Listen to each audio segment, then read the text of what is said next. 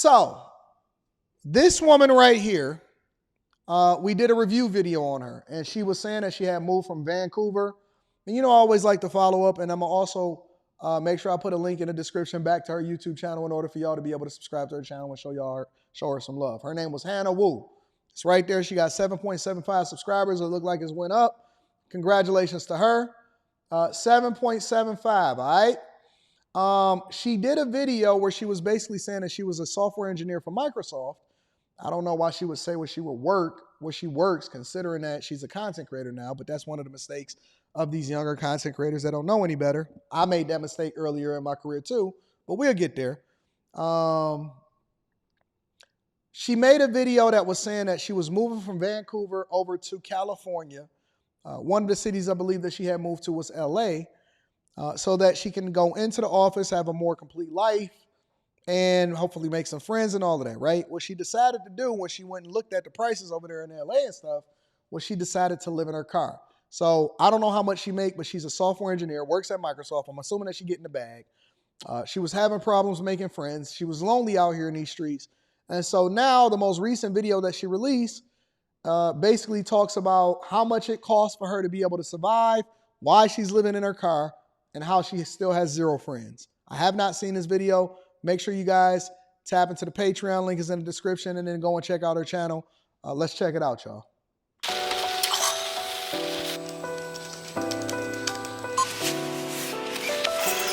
No, my monthly expense is like 0. I don't like the music, but we gonna roll with it.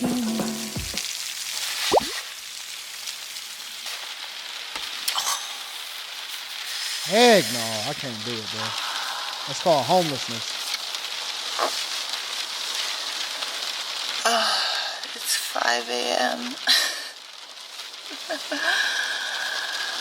I woke up so many times last night because of the rain. Can you hear it? Oh my god, this is so loud. Wake up maybe like 5-6 times. I think it's very hard to sleep in my car when it's raining. I see the weather forecast says it's gonna like continue raining like this for 3 more days. Okay, anyway, I think I'm going to the office. I'm going to get ready because the office earlier. Listen, I'm just not built for it. I'm gonna be honest with you. I admire people that are willing to make the ultimate sacrifice. And at times in my life, I was willing to make what I would think would be the ultimate sacrifice, and that I was willing to move back into my parents' cribs and all of that when I went broke and stuff. But I admire people that's willing to live in a car. I do. I mean, I guess you would do whatever you have to do, but they don't have to do it, and that's why I admire them, because they actually voluntarily choosing to do it because they don't want to pay the expensive amounts that's happening over in California. Boy, if you're able to live in a Tesla, I just can't. I can't. I don't even like being in an RV, let alone living in my car.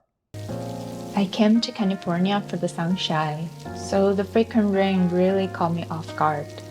Because I park on the street every night, sleeping in my car becomes very tough when it rains.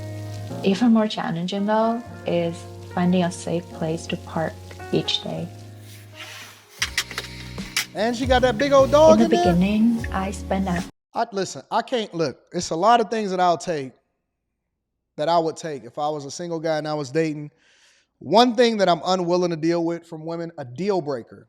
One thing that I would be unwilling to deal with as a deal breaker is a woman that has animals. I can't. I don't believe in furry friends. I don't believe in none of that. That is, for me personally, that's a deal breaker. Hour every night. And that's the benefit. That's the other side of it, is that, well, the money that she would normally, and I don't have nothing negative to say about it. I just can't personally do it. The other side of it is that it actually saves her, and which in her case, she basically is able to deposit that. That's an extra $50,000 a year. Actually, it's more than that. She makes an extra $50,000 a year by not spending it on housing. Well, how is it more than $50,000? Well, 4,000 times 12 is 48, right? So you go times 10, 4,000 times 10 is 40, plus another 4, plus another 4 is $48,000. Well, you also don't have any expenses related to heating, you know what I'm saying, furniture, cooling, air conditioner, water, none of that stuff. So, you basically saving the equivalent of over $50,000 a year by living in your car.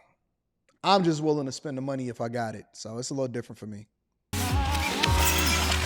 Now my monthly expense is like zero, right? Zero. Hold on a second. What was my cost of living before? I used to think I needed to maintain a certain lifestyle. Living at Ocean View apartment in Vancouver, staying at 5-star resorts, on vacations, always in the VIP seats at every game and concert. My weekends, they were packed with events I considered fancy. She got a nice But then I fell seriously ill and have been fighting it for the last 2 years. At one point, I almost didn't make it. That's when I hit a pause on my life and started questioning everything I was chasing. What am I actually doing with my life? Despite all the glamour, I was living paycheck to paycheck. Well, that's where the problem comes in, ladies and gentlemen, because look, you can't, and this is where there's no balance with people a lot of times. They have a life experience and then they go all the way to the left and they say, well, listen, now I'm about to live in my car because stuff don't matter. No, you got to have a middle road in there, bro. Like, you got to adjust to your life. Maybe you can go to the games, but you don't have to live in the VIP section and then you be living paycheck to paycheck. Maybe you can go to a concert, but you don't have to go to the VIP section. Or maybe you don't have to go to a Taylor Swift concert. Listen, it's plenty of local concerts that you can go into, and I go to them all the time. That's one of my guilty pleasures. I'm not about to give y'all the game or where I be at. But a lot of the local spots and the local concerts, man, it don't even be costing but $13, $15 to get in. And you just go in there and you have a good time. And it'd be way more engaging and way better. You go to a local artist or some traveling band or something like that, and it'd be dope, bro. It'd be dope. Or you just go, you know what I'm saying? You don't have to spend a lot of money to have fun. And that's the thing that people don't understand. And so, now, because I can afford it because of the way that my life is set up, the way that my checking and savings is set up, I could do certain things. But then at the same time, I think that people think that just because you got to do it and you got to spend a lot of money doing it. That's not true, bro. That's not true. You can get really good seats. You can go to a game. You can do all of this other stuff, and it doesn't require you to live paycheck to paycheck. Her problem isn't necessarily that she was going to events. It was the fact that she couldn't really afford to do the things that she was doing. And because she made a decent salary, she was still living paycheck to paycheck. And that's why I tell y'all, a lot of these people that make over 6 figures, they still live in paycheck to paycheck because they adjust their lifestyle, right, with whatever it is that their salary is. And barely had any genuine friend. I realized that none of the material things or status symbols mattered.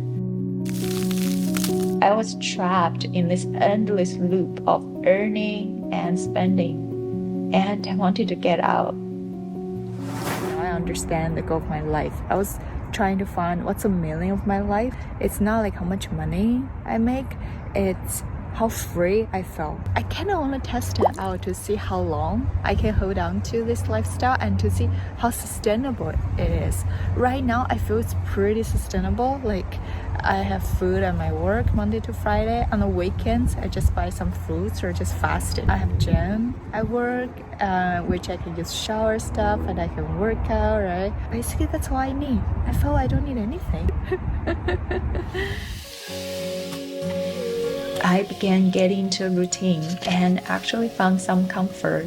Morning, Halo. That's how y'all become cat ladies, bro. Every day, I get up around 5 or 6 a.m. and head to work. I spend most of my day at the office, but I also look for ways to enjoy life. I got a movie pass, and Halo and I go watch a movie every week. That's dope. Slowly, I feel like... Wait. They let your dog in the movie theaters? Your dogs can come in. That's a LA. That's a California thing, I'm assuming. I have adapted to leaving my car. But despite my efforts to keep a routine similar to a typical lifestyle, I'm still struggling to make friends at work.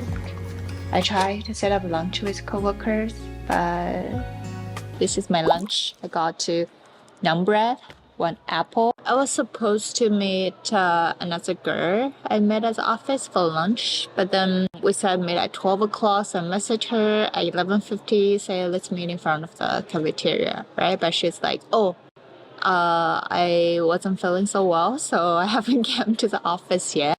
To be honest, I did feel a little bit disappointed, not because we couldn't meet, but because of how she responded, right?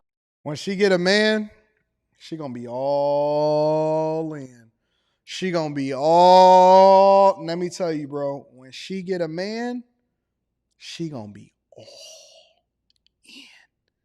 It ain't gonna be nothing that that man can do wrong.